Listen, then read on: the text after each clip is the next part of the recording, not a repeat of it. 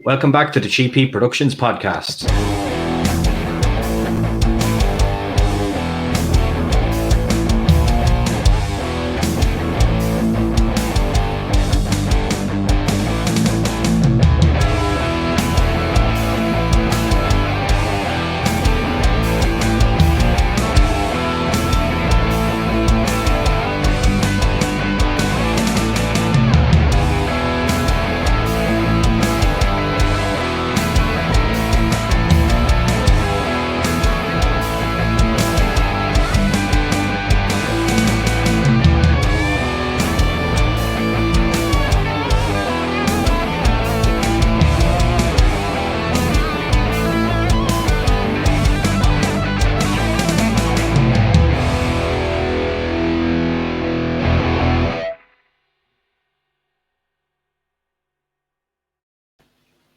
Okay, welcome back to the podcast. And today on the show, I've got another guest from the wrestling world.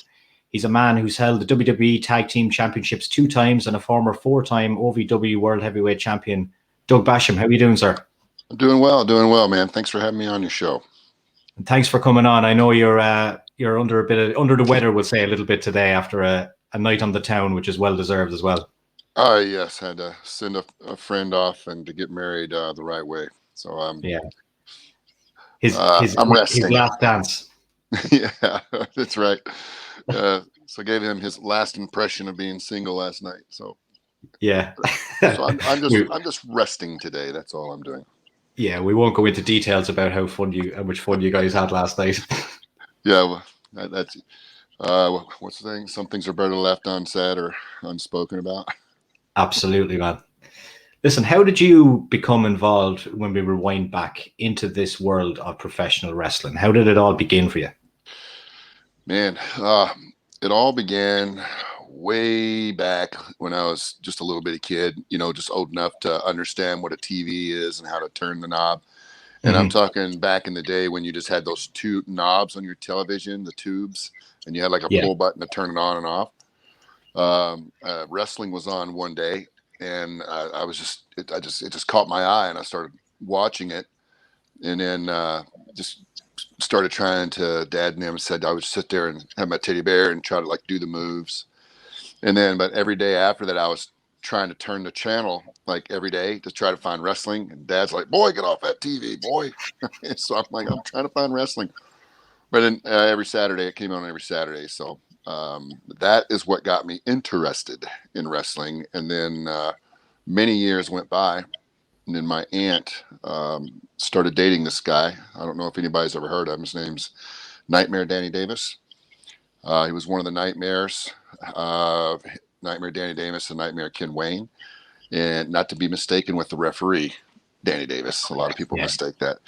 So I was about 20 years old, and he got married to my aunt, and below the hole became my uncle, which was awesome. And he opened a wrestling school here in Louisville, Kentucky. And I was going to school, Indiana University at the time. And I was, imagine this, I was going to school to be a doctor. I wanted to be a doctor. So I was taking pre-med courses. And then I was working at a hospital in downtown Louisville.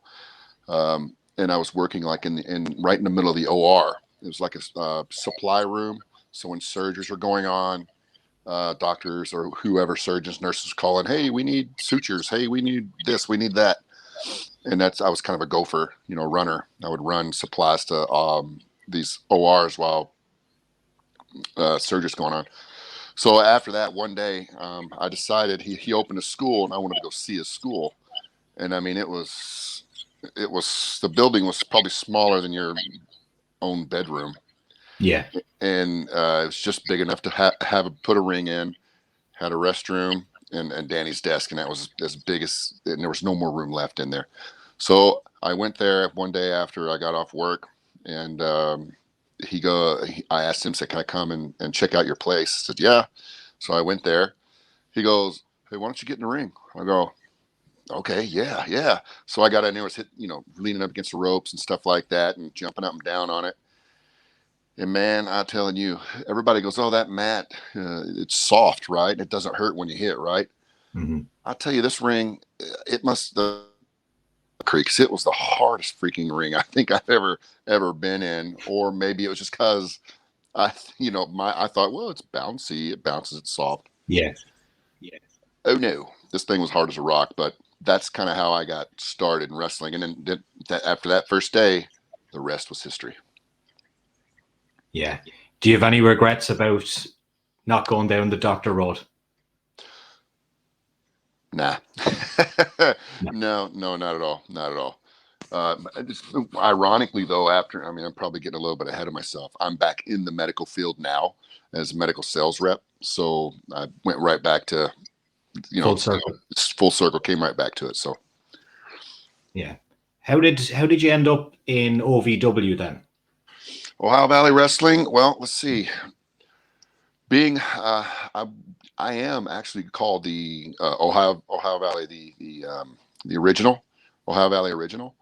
And because I was the very first student, I was the first student he had. I was there when he had Nightmare Danny Davis School of Professional Wrestling. And then I was there and I helped while I was getting trained. And I was there when he created Ohio Valley Wrestling and started his TV show. So the question was, how did I get in there? I was already there. I was already there, and I was the very first one. So I am the original Ohio Valley guy. The original. That's a pretty interesting stat to carry with you. Yeah, it is. It's something pretty cool and something I always have. Being the original Ohio Valley guy, the very first one. And there was such an abundance of talent training with you when you were there, and you were predominantly doing single matches though in OVW, wasn't it? Yeah, at the very beginning, when I was learning the craft, when I was learning the art of wrestling and learning the sport, doing a lot of singles matches, yes, and was a good guy, and getting in the ring and having the opportunity to get in the ring with guys like Rip Rogers, Dutch Mantel, Tracy Smothers, Bill Dundee, just a slew of others, plethora of other veteran talent guys that come through to Ohio Valley Wrestling that Danny would call. Having Jim Cornette there, Rock and Roll Express would come in. I mean, just all these guys coming in and being able to work with these guys and learning from them was amazing. And I think Danny made sure I got to work with these guys so I could learn from them. And then what was the question? I kind of went on a tangent. What was your question? I just said, how did you get started there? Oh, how did I get started? I was already there. Yeah, that's how I was. There. Uh-huh. And then I was on about singles. You were predominantly singles at the start. Then that was it. Yeah. I was a singles guy. Danny was wanting to build a roster, and he had to build his company.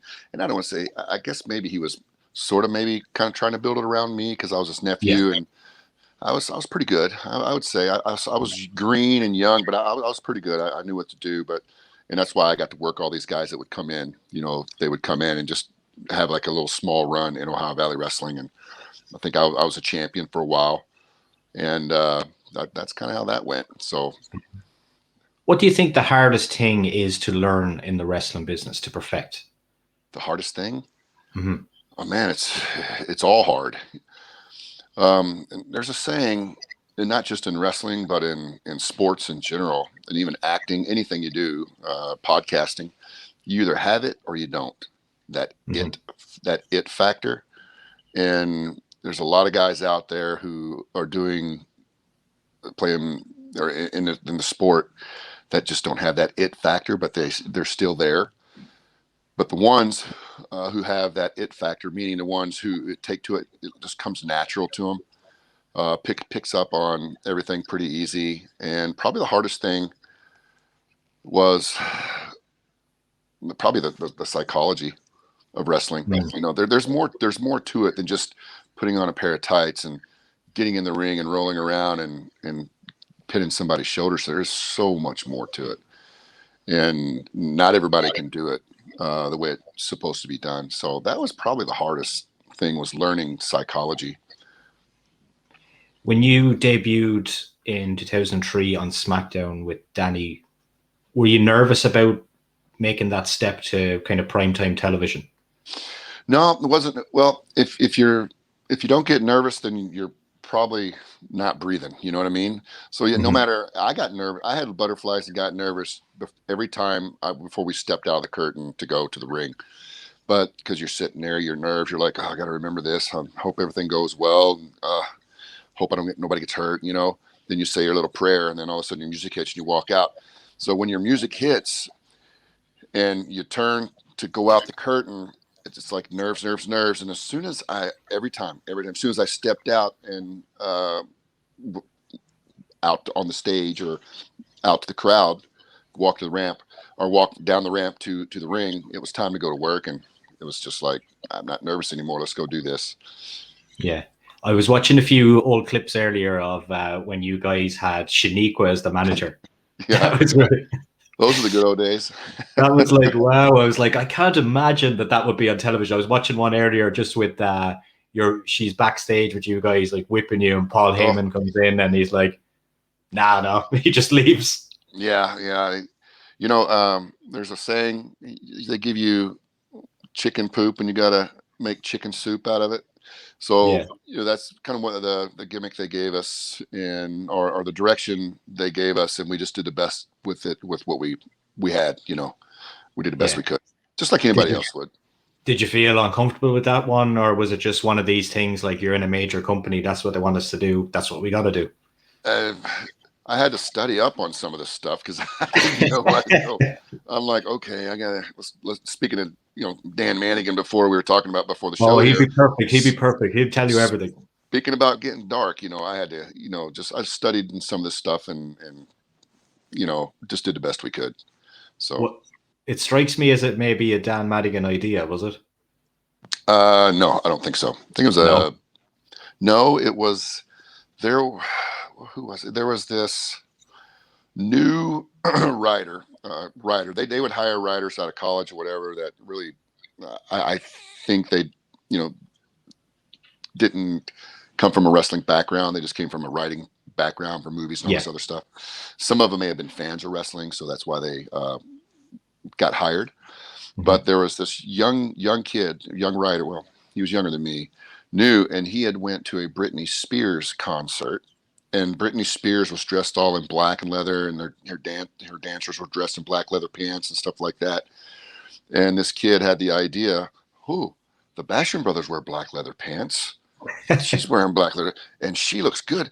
We need to put a dominatrix manager with them, and that's kind of how that was born. That's crazy how stories like that. Yeah, they told us, and we said, okay. Yeah. When we get paid each Tuesday, right? Yeah, okay, whatever. And when did you and Danny meet each other for the first time? Man, that was in Ohio Valley Wrestling. I'm originally from a little town called Henryville, Indiana. And Dano is from a town, Seymour, Indiana, which is about 40 miles north of where I grew up. Mm-hmm. And he came in Danny's doors at Ohio Valley Wrestling after Danny had moved his Nightmare Danny Davis School of Professional Wrestling over from Louisville. He moved it over to Indiana because he found a bigger building, because he was wanting to run shows like on Sundays, have Sunday afternoon shows with his guys, and he said, future stars of tomorrow. So that's kind of how he billed and advertised his shows. And then Danny, his name Danny Holly, came in this door. I cannot remember, in 96 maybe, I think. Yeah. 1996, I believe. And yeah, that was the first time. That's the first time I met him. Mm. And he was just a young strapping kid too, man. I think he was 18, 19 or 20 or something like that. And you guys, when you were on SmackDown, got to work with some of the greatest wrestlers. Like if you were working with Eddie Guerrero, a lot of time with Chavo, and you'd work with Benoit and Rhino and different people like that. Is there anyone that stands out to you as we had the best matches with those guys? Oh man, whenever you get to that level and you're working with guys like Eddie Guerrero, Chavo, Rey Mysterio, Billy Gunn, Bob Holly, Rikishi, Scotty 2 Hotty, and whenever you're up there, you have good matches every night. Every night you go out there, you have a good match. So to pick one over the other, if I had to pick what was my favorite match and who it was with, was probably with Eddie and Chavo when we won the titles for the first time. So Yeah. that was be. But everybody, I worked with everybody up there. Everybody up there, they're just so good. They were so good to work with and so easy. And I learned a lot by working with all those guys too. So yeah, Yeah. every match was great. You guys done a brief stint with JBL as well when you were kind of like, I suppose, kind of like bodyguards for JBL there for a while. What is he like to work with? Because people from the outside in always say, they always say this negative shit about him, but like when you see him kind of on social media and you talk to people in the business, they say like he's a great character to work with. He was JBL. I met JBL for the first time. Well, I'll back it up a little bit. Met JBL for the first time when he come down to Ohio Valley Wrestling. He injured his arm and he was rehabbing, and when he was with Farouk in the APA. I think him and Ron came down to Ohio Valley Wrestling to just knock the ring rust off to get ready to go back up on the active roster. And that's where I met JBL, and he just kind of took a liking to me. And I had no issues with him whatsoever. I mean, he was a big, rugged, tough SOB. Beer drinking SOB. And he came down, and when I worked with him down in Ohio Valley Wrestling, I guess he saw that I knew what I was doing and I could work and I could wrestle, and it's easy to do business with in the ring for matches and stuff. And plus I was Danny Davis's nephew. So, he always kept me on his radar. And when we finally did move up, he would, rib me and stuff like that, but, to also take care of me too. And then when the opportunity came time for when he went to a singles as JBL and got away, broke away from APA, Danny and I, we were kind of put on a shelf for a little bit after, because we were just doing, we were just going and doing TVs and not winning. We were getting beat every week. And then they had that Tough Enough challenge. They're Tough Enough. I think it was Tough Enough 3 or 4. I can't remember which one it was. And for a couple of weeks in a row there, some of our $1 million stars were kind of getting embarrassed by some of these kids, Kurt Angle almost, got key locked by Daniel Puder. But, what a lot of people don't know with Puder, I don't know, good guy, great guy, today. But even I told Puder this too. I said, you probably wouldn't have key locked him if Kurt didn't have 50% strength in his arm, because Kurt had to have neck surgery, and he had a disc, I guess, and was pushing on some nerves, and his right arm was weak.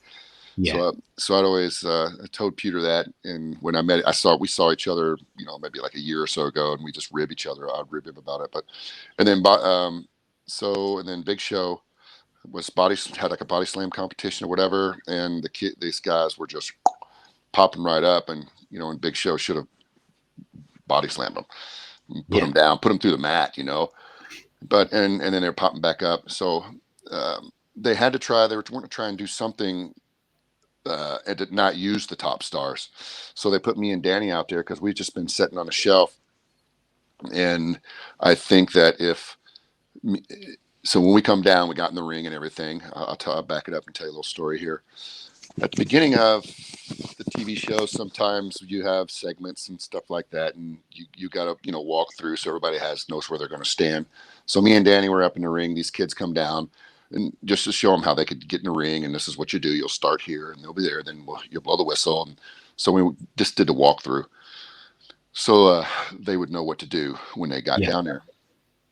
So after that, and the kids come down, they got it, and Al Snow took the kids back, and they went back in the backstage wherever they were going.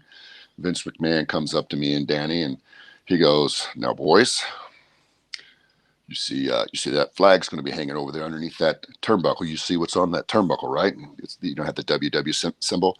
He goes, "That's what you're representing tonight." He goes, "Short of killing anybody, make sure nobody gets that flag."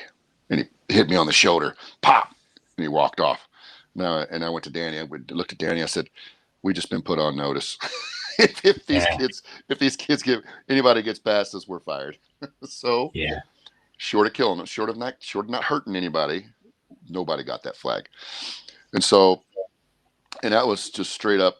I mean, that was about as real could get too. If people go back and YouTube it or watch it or whatever, there was nothing sports entertainment about that. That was straight up. Do you think it was his way of kind of roughing up those guys to show them like this is not going to be a fucking walk in the park? I think so, because me and Danny, we roughed them up a little bit too. We were not nice. We were not nice with those kids, and it was just business. And we did our job, and we saved our job. And because we did that, and we represented the company, well there, JBL and the Undertaker had an idea to reward us and put us in the cabinet, in JBL's cabinet as his secretaries of defense, so kind of like his bodyguards. And then we had a good run with that, for quite some made a lot of money, and and JBL took care of us, So I don't have anything bad to say about JBL. It was always good to me. He'd haze me a little bit when I first got there, but whenever I was in high school, whenever I went from 8th grade to 9th grade, and I entered the boys varsity locker room, I got hazed. Everybody, you're a freshman, you're a new guy, you get hazed. It's part of it. It's how you deal with it. That'll set you apart from everybody else. So that happened. That's how we got with the JBL and the cabinet. When you left WWE, you've done a lot of work in the UK, and you've done a lot of work over here in Ireland. Do you want to tell me about your experiences over here, Irish Whip Wrestling? Yeah, man. I'll tell you, Simon Rochford. Yeah. Great guy. I like him, and he had a good crew when I was there. I don't know. Are they still running shows? They're not running. They haven't been running now in a long time. I don't think they run anymore. We've got OTT wrestling over here now at the moment, which is very very popular at the minute. But obviously, there's no shows here still in Ireland at the minute because of the pandemic. So well, we have just started firing up, shows over here too, and I'll get to that in just a second. But my time in Ireland and England was some of the best ever, and I wanted to travel the world. I knew I was 35, 36 years old. Excuse me. And my career in wrestling, actually being physical in the ring, was starting. I had to start thinking about what am I going to do. Yeah. And I wanted to travel the world for the rest of my life before I had to go and get a grown-up job. Mm-hmm. or a career, not a job, have another career.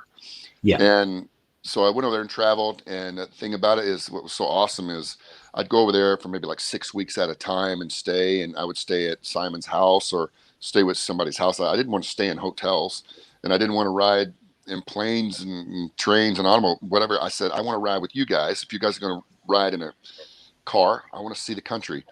And they said, well, it won't take too long to see Ireland. I seen a video of you online earlier in Moneygall in Obama's hometown. Oh yeah. That was very interesting. Yeah. I think I met some of his distant relatives. They owned a pub over there, I think. He went to that pub, I think, a long time ago when he first became president. I think it was his first visit to Ireland. He went to that pub. Well, that was very interesting. So there's some of the good times. I got a lot of good memories from Ireland and the guys in Irish Whip when I was there. A lot of good guys. A lot of good guys that were there. Did you get to have a few beverages with them afterwards? My gosh, them guys! Breakfast, lunch, dinner. I'm like, how do you guys do this? I'm like, wow, mercy. Definitely.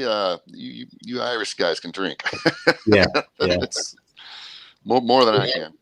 In terms of at the moment, are you still training in Al Snow School? Yes, as of right now, for about a year now, I've been affiliated with Al Snow and Al Snow's Wrestling Academy and Ohio Valley Wrestling. So there's that full circle again. Because I had left wrestling for a little bit so I could start a whole new career, and now I've come back, and a very interesting story how I got back into it. But so I'm now the head trainer at the wrestling school in Louisville, Kentucky. Um, I'm helping with the Ohio Valley Wrestling television show, which people can watch on the Fight TV network, FITE. You can get that on your app, and you can catch our show. It's on live every Thursday from 7 to 9. So that would be you guys had to go get on that Fight app and check it out. Or I think you can definitely catch a lot of the stuff on YouTube on OV Wrestling, Ohio Valley Wrestling, and you can go to ovwrestling.com. You can catch all the stuff, but got to plug the show. Yeah, And no, you were saying there was an interesting story back into it. Go ahead. Very interesting story how I got back into back to Ohio Valley Wrestling. I got a buddy. I was sitting at a restaurant, a restaurant really close by here, about 5 minutes away from my house, and I go there all the time because the food's good, and they've got just a bazillion drinks there and stuff like that. And I get a lot of fan mail and people asking me to if they'd sign pictures and autographs and send them back. So I do, but the ones that don't send a return stamped envelope, I'm probably not going to send those back. So yeah, if anybody hearing, if you send me something, make sure you got a stamped envelope. So I'll sign it and send it back. I do it all the time. Sometimes I even write notes and letters back to some of the people that write very interesting letters. I don't do it all the time, but there was this Army vet who wrote me a nice long letter and said that he collects pictures of professional wrestlers and their cards and all that, and he puts them in his book and everything. And he said it helps him with his PTSD, right? Yeah. I can never get that right, but he said he does that and it helps him with that, and how he was a huge fan, and I could tell he was a fan because he went back and told me some stuff that even I had forgotten. I'm like, oh wow, cool. So I wrote him a letter, but wrote back and said thank you for everything you've done. I signed his stuff and sent it back to him. So I had that, and I brought it into the restaurant one night, and was showing the bartender who I was friends with, and just we chit chatted all the time. I said, check this out, man. And he was a wrestling fan too. So I checked this out. So this letter, this one right here means a lot to me from this veteran. And as I was showing him the pictures that I was signing for the guy, the owner of the restaurant walked behind me and said, hey, I took those pictures. And I kind of turned and looked, oh, you did? You did? And he goes, oh yeah. He goes, you remember back when Danny in Ohio Valley I said, yeah. He goes, that was me. I was like, oh. It took me a minute to realize his name's Greg, and he owns a restaurant called Harbor and Hops over here. He goes, yeah. And I remember that he came and took pictures a long time ago when the WWE was just starting to send developmental talent, when Jim Cornette was coming around and just started sending their developmental talent.